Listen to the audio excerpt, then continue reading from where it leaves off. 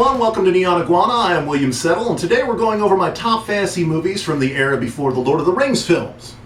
Now, to kick things off first on this list is the movie Legend, and this movie stars a young Tom Cruise and was directed by none other than Ridley Scott. That's right, Alien, Blade Runner, and Gladiator Ridley Scott. So you know the movie is just going to be phenomenal. The movie is also just gorgeous, even by today's standards, and any fantasy fan should be pleased. Got a whole cast of fantasy characters too, from princesses, unicorns, elves, dwarves, fairies, and the like. There are also some really creepy monsters with Meg Mucklebones, the terrifying swamp troll, Darkness, the giant horned demon, played by Tim frickin' Curry, who's amazing in the role, by the way, as well as various other goblins, orcs, and the like. The movie is really just a must-watch for any fantasy fan. Next up on the list is Conan, played by the king of 1980s and 90s cinema, Arnold Schwarzenegger. He was the absolute perfect person for Conan too. The guy's absolutely shredded in this flick, much like he was back in his pumping iron days. Nobody could have done it better. This is also fantasy action at its finest, with tons of bloody battles, swordplay, fantasy atmosphere to soak in, as well as just a bit of fantasy magic and creatures sprinkled in for taste. James Earl Jones plays our villain in this flick, which is what I believe to be his second best role after Darth Vader.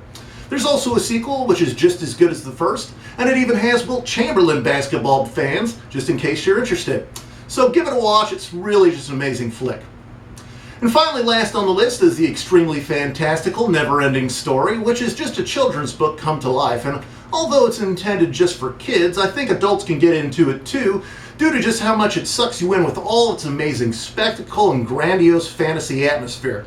The special effects, even by today's standards, are exceptionally good, and the sets are gorgeous, and the level of weird fantasy creatures that are inside of this world are just off the charts. It also has some of the most terrifying scenes involving a wolf that scared the crap out of me when I was a kid. But besides that point, this movie is phenomenal. I suggest you pick it up. Now, before I end this video, I want to just shed some light on Miles Teaves. He's the guy who designed all the creatures from that movie Legend that I mentioned before. And this guy's work is just amazing. And if you like that film, I suggest you go to his website and check out all his other work, like his conceptual art for The Interview with the Vampire, as well as many of his other movies that he's worked on.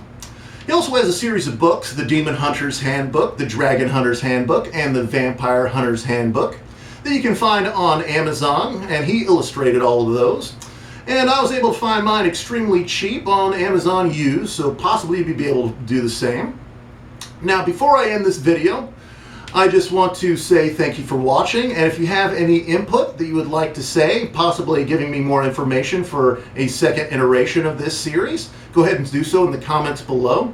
And don't forget to hit the like button, and if you want to subscribe to my channel, I hope that you do. I'm going to be coming out with much more content here in the future. So with that being said, until next time, crush your enemies, see them driven before you, and hear the lamentation of the women. Sorry ladies, it is what it is. Goodbye.